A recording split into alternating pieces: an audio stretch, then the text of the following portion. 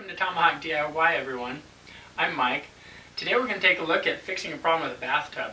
This is kind of an interesting one. We got a hole in the side of our bathtub. Let's take a closer look. So here's our problem. Someone slipped a little bit in the bathtub and their heel hit right here, and it's put a crack in the wall of this fiberglass tub. So obviously we need to get this repaired before filling the tub with water again. Alright, so with that hole we've got to find a way to plug it, and what I found is a product here. It's from Devcon Home, and it's a fiberglass, porcelain, and plastic repair kit. It's supposed to be waterproof. It's meant for bathtubs, sinks, toilets, etc. So looks pretty easy to put on and install. I'll include a link in the description where you can pick up this on Amazon. And let's take a look at how to fill a hole or a crack in a bathtub or sink or things like that. One of the first things to do in this repair is thoroughly clean the side of the tub. You want to make sure this stuff is adhering to the fiberglass and not getting stuck with soap scum or anything else. So clean really well. Alright, now a couple items before we begin. First, on the package, it tells you that if it's gotten hard, put it in hot water for a couple minutes and it'll soften right up. So just hot tap water is all I put it in the kitchen or the bathroom sink, and it's nice and soft now. You don't want to get this epoxy on your hands, so I recommend putting some gloves on. And other bit of preparation, two other bits of preparation.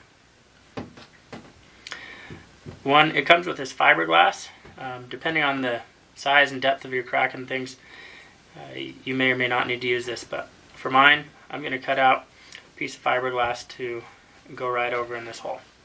And the other bit of preparation is some sanding. This kit comes with sandpaper, and you want to sand all around here. As I mentioned, make sure it's clean, dry, and then you're going to sand about an inch beyond the edge of your damage here. And that'll help roughen up the surface so that it adheres nicely.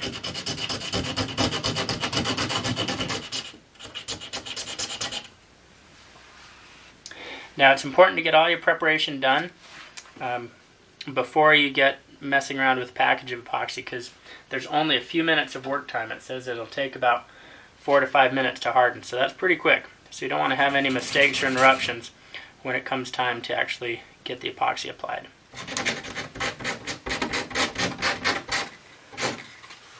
Alright, now that I've finished sanding, I'm going to get all the dust cleared off this. And then I've cut my fiberglass, and it seems to be about the right size. So I'm going to get my gloves on now. With my gloves on, I'm going to double check the instructions, make sure I've got everything ready to go, and then we'll go to work.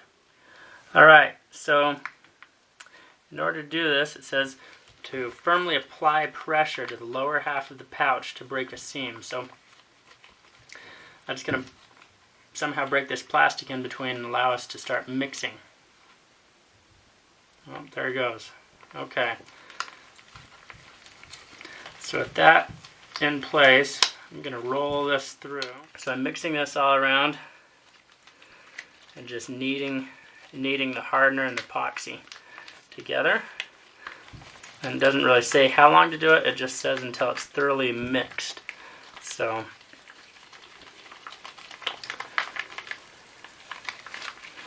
alright, well that's looking pretty uniform. Now this kit did come with an almond colorant, in case you have almond color tub. This one's just pure white, so I'm not messing with that, but if you did that, you'd be mixing the almond color in. Here is a follow-on step. So then my tray, I'm going to cut the corner of this and squeeze it into the plastic tray so I can work with it. And again, we got to be careful on our time so we don't run out before it hardens.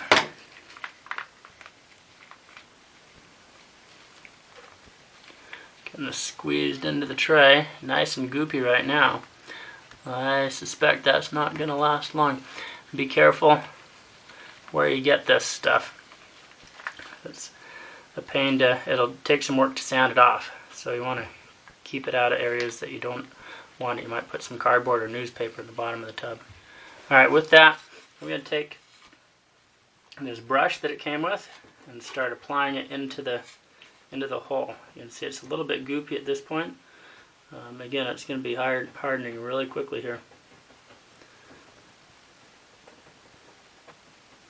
So we're going to get this filled in here nicely. And then we'll be putting that piece of fiberglass we cut over the top and applying a little more of this.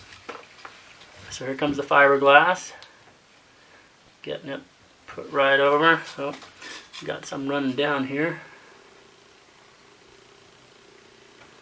Now I'm gonna work this back in and through the fiberglass and get it spread out.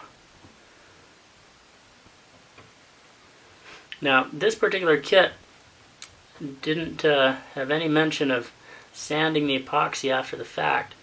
A number of the other ones I looked at getting did talk about sanding, and when I've worked with epoxy in the past, I was able to sand it, even hardened so much I could drill into it and things.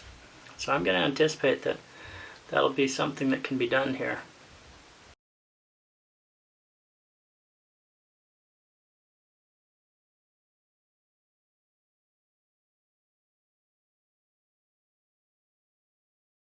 I'm making sure that I'm filling in the holes with this being a little bit runny. It's kind of running down a little bit, and some of these top holes are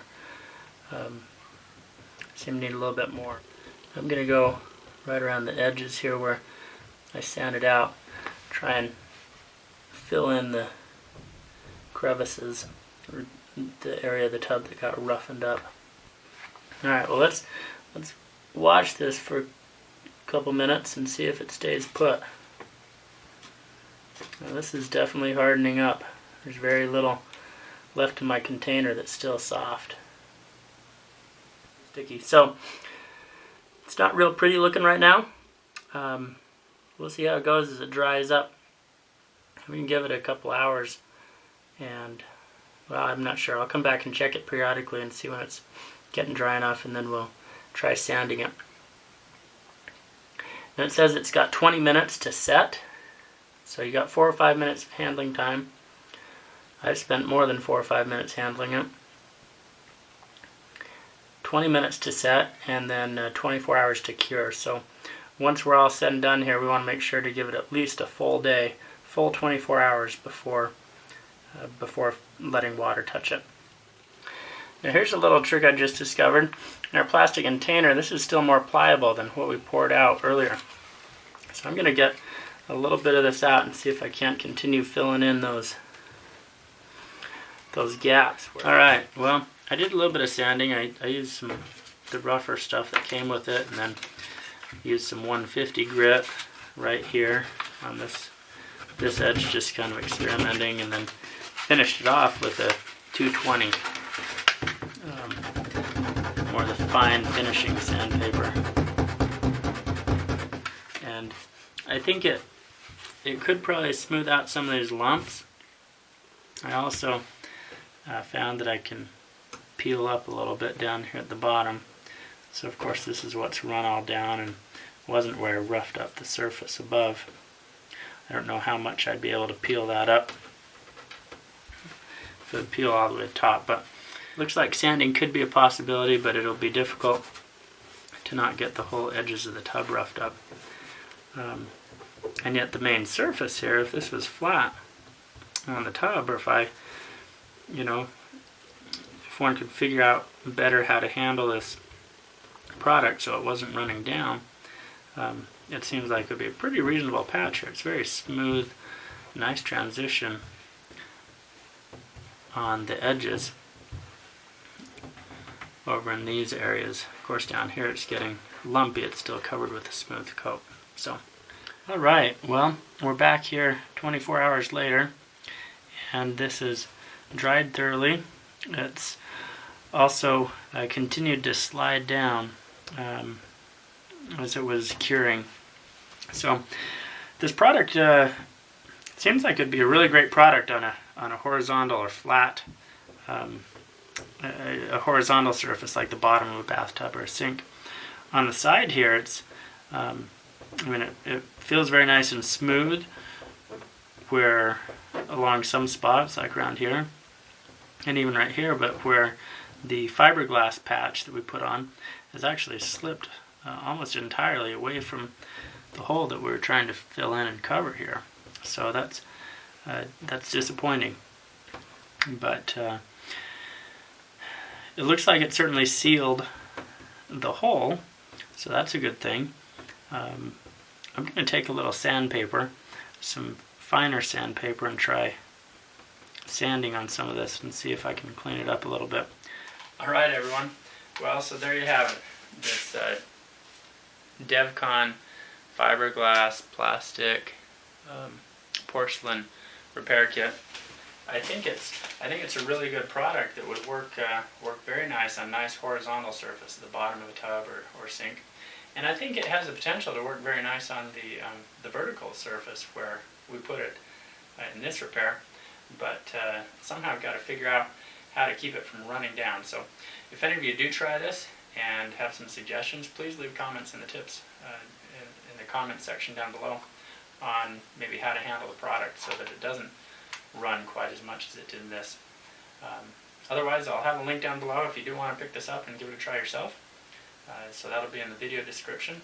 Thanks so much for watching Tomahawk DIY. I hope you find this helpful. Like the video, leave some comments, and if you want to leave any tips, you can in the upper right hand corner. There will be a link that will help support the mission of Tomahawk DIY to help people build better lives. And have a great day.